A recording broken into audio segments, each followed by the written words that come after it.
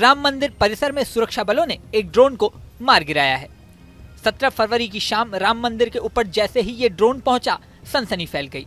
सुरक्षा बलों को किसी बड़ी साजिश की आशंका दिखाई दी। तुरंत कार्रवाई करते हुए ड्रोन को एंटी ड्रोन सिस्टम से गिरा दिया गया। जब इसे गिराया गया तब ये ड्रोन राम मंदिर के गेट नंबर 3 के ऊपर उड़ रहा था। उस समय वहां श्रद्धालुओं की जबरदस्त भीड़ थी। सबसे बड़ी बात है कि इससे भारी भगदड़ हो सकती थी। हालांकि गनीमत रही कि ऐसा कुछ हुआ नहीं। अब ये पता लगाया जा रहा है कि इस ड्रोन को कौन उड़ा रहा था और उसका मकसद क्या था। ये अभी सवाल उठ रहा है कि कहीं इस ड्रोन को मंदिर के ऊपर उड़ाने का मकसद मंदिर में भगदड़ मचाना तो नहीं था, कहीं इसके पीछे कोई बड़ी साजिश तो नहीं थी। इससे पहले प्रयागराज और नई दिल्ली स्टेशन पर भगदड़ के कारण कई लोगों की मौत हाल ही के दिनों में हो चुकी है। ऐसे में इस ड्रोन को भी इन घटनाओं से जोड़कर जांच की जा रही है। हालांकि 18 फरवरी की सुबह तक इस बारे में सुरक्षा बलों ने ऑफिशियली कुछ नहीं कहा था। एक मीडिया रिपोर्ट में ये दावा जरूर किया गया है कि असल में ये किसी शादी का ड्रोन था जो राम मंदिर तक पहुंच गया। अब असल बात क्या है ये तो जांच के बाद ही पता चलेगी। ड्रोन को मार गिराने के बाद सुरक्षा कर्मी अलर्ट हो गए। बम स्क्वाड टीम को बुलाया गया, ड्रोन की जांच की गई।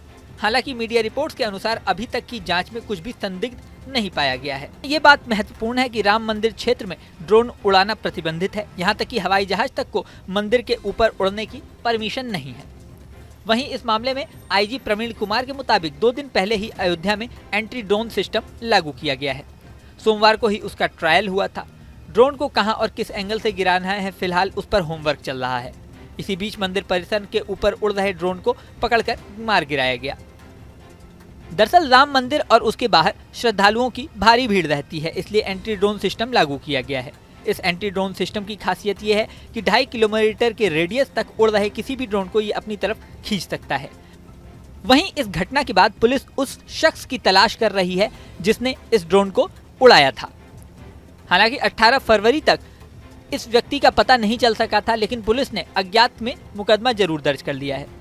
बता दें कि महाकुंभ की वजह से अयोध्या में भी इन दिनों भारी भीड़ उमड़ रही है। प्रयागराज से आ रहे श्रद्धालु रामलला के दर्शन को भी पहुंच रहे हैं। ऐसे में सुरक्षा की व्यवस्थाएं बढ़ा दी गई हैं। मारे गए ड्रोन में अभी तक कुछ भी संदिग्ध नहीं पाया गया है। पुलिस फिर भी मामले की जांच में लगी हुई है।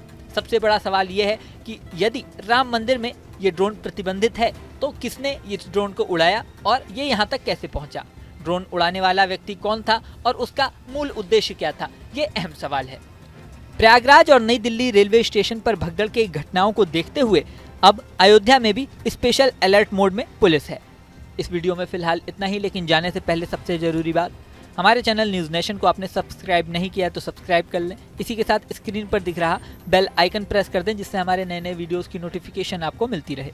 मिलते हैं नेक्स्ट वीडियो में, बने रहें न्यूज़ नेशन के साथ।